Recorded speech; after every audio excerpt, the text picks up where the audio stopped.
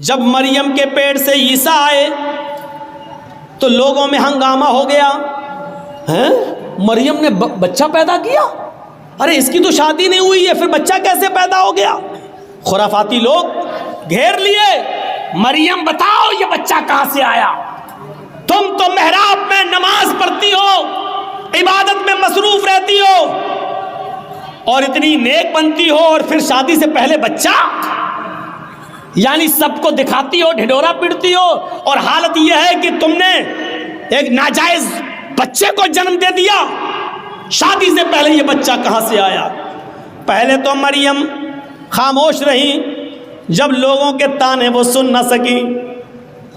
बड़े बड़े कमेंट, बड़े बड़े गंदे कमेंट भी आते हैं ना, कीचड़ उछाला जाता है ना, और यह तो सामने दिख रहा है कि मरियम की शादी नहीं हुई है, फिर बच्चा कहां से?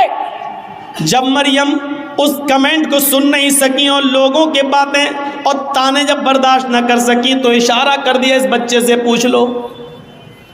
मुझसे क्या पूछते हो, इससे पूछ लो कि तेरा बाप कौन है, वो खुद ही बता देगा। जाओ जाओ। जब मरियम ने उस बच्चे की तरफ इशारा किया, कुरान क्या कहता है? जब लोगों से कहा इस बच्चे की तरफ जाओ, तो लोगों ने कहा कैफ़ नुकल्लिमु मन काना फिल महदी सबिया।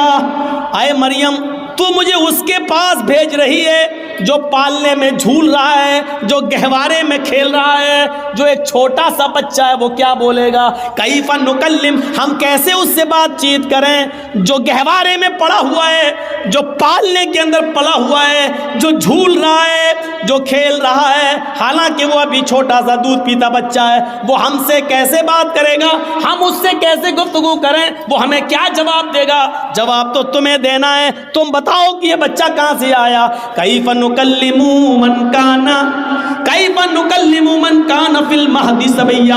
आए मरियम, उस बच्चे के पास क्या भेजती है? वो तो पालने में झूल रहा है, वो तो छोटा सा बच्चा है, वो हमारी बात का क्या जवाब देगा?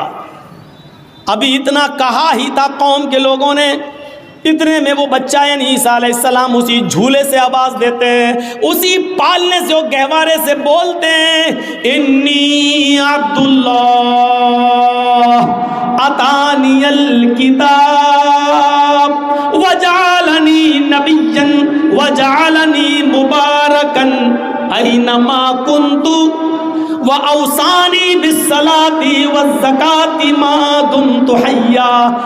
ईसा अलैहिस्सलाम जो अभी दूध पीते हैं अपनी माँ का, वो बच्चा जवाब दे रहा, दूध पीता बच्चा ईसा, वो जवाब दे रहा है, आए मेरी कौम के लोगों, आए मेरी माँ पर कीचड़ उछालने वालों, इन्नी अब्दुल्लाह, मैं अल्लाह का बंदा हूँ, मेरा बाप नहीं है, ये मेरी माँ है, मैं अल्लाह का बंदा हूँ। वो अतानियल किताब, अल्लाह ने मुझे किताब अता फरमाई है, यानी इंजील दी। आगे बड़े होकर जब नबी बनेंगे तो देगा, अतानियल किताब, अल्लाह ने मुझे किताब अता फरमाई। वजालनी नबियन, और अल्लाह ने मुझे नबी बनाया है। बच्चा बोल रहा है, वजालनी नबियन, उसने मुझे नबी बनाया है। वजालनी मुबारकन ऐनमा कुन्तु, और मुझे बड़ा मुबारक बनाया है जहाँ मैं हूँ, यानी जहाँ जहाँ मैं जाऊँ हर जगह बरकत ही बरकत होगी। वजालनी मुबारकन ऐनमा कुन्तु, मैं जहाँ जहाँ हूँ वहाँ अल्लाह ने बरकतों के दरवाजे खोल दिए। और इसके बाद जो जुमले कहे वो सुनिए, व औसानी बिस्सलाती वज़्ज़काती मा दुमतु हय्या, और उस अल्लाह ने मुझे हुक्म दिया कि जब तक मैं जिंदा रहूं नमाज कायम करता रहूं और ज़कात अदा करता रहूं। औसानी बिस्सलाती वज़्ज़काती मा दुमतु हय्या, मुझे नमाज का और ज़कात का हुक्म दिया जब तक मैं जिंदा रहूं। जिंदगी जिसने दी उसने जिंदगी के गुजारने के उसूल बताए हैं।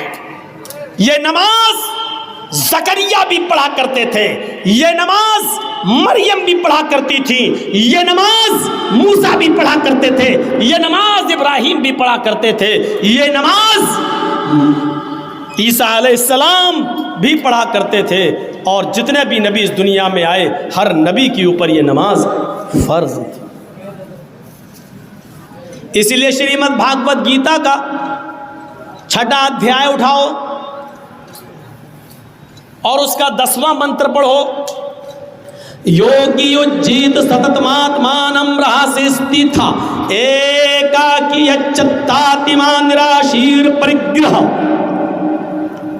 जब तुम ईश्वर की पूजा करने के लिए खड़े हो, है अर्जुन, कृष्ण जी कह रहे हैं, है अर्जुन, जब तुम ईश्वर की, अल्लाह की इबादत पूजा करने के लिए खड़े हो तो पूरे शरीर की एक्सरसाइज, पूरे शरीर का योग हो जाए। खड़े भी हो जाओ, झुक भी जाओ, सजदा भी कर लो।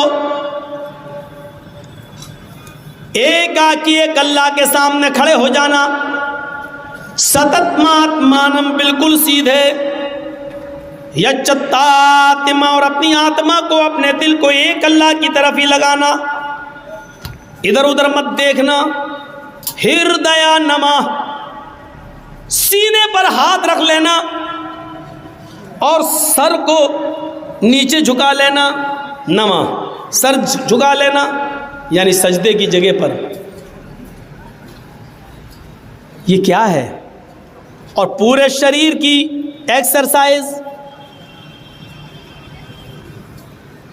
एकाकी, जो कुछ भी मांगना एक अल्लाह से मांगना।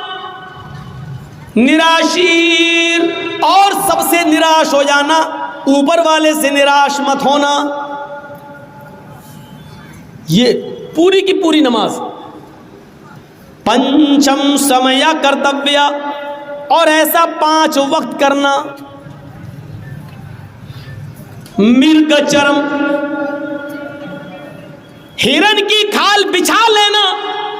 अगर पाक जमीन, पवित्र धरती ना मिले, पवित्र धरती ना मिले यानी जमीन पाक ना हो, तो मृग मानी हिरण और चर्म मानी चमड़ा, हिरण का चमड़ा यानी हिरण की खाल बिछाकर उस पर नमाज पढ़ लेना। यानी हलाल जानवरों का चमड़ा हिंदू धर्म के अंदर भी हलाल है, उस पर भी नमाज पढ़ी जा सकती है। और ये चीज़ हिंदू धर्म की किताब और श्रीमद् भागवत गीता कह रही है, जो हर हिंदू के घर में मिलेगी।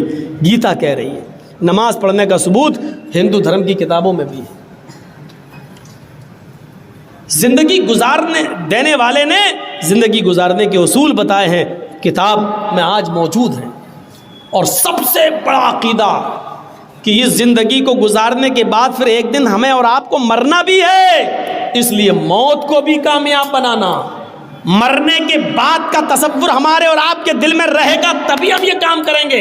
अगर ये होगा मर जाएंगे, मिट्टी में मिल जाएंगे, बाद में कुछ नहीं होना, तो कोई आदमी नमाज नहीं पढ़ेगा, कोई आदमी अच्छे काम नहीं करेगा। क्यों करने लगा? जब मरकर मिट्टी में मिलना है तो हम अच्छे काम क्यों करेंगे?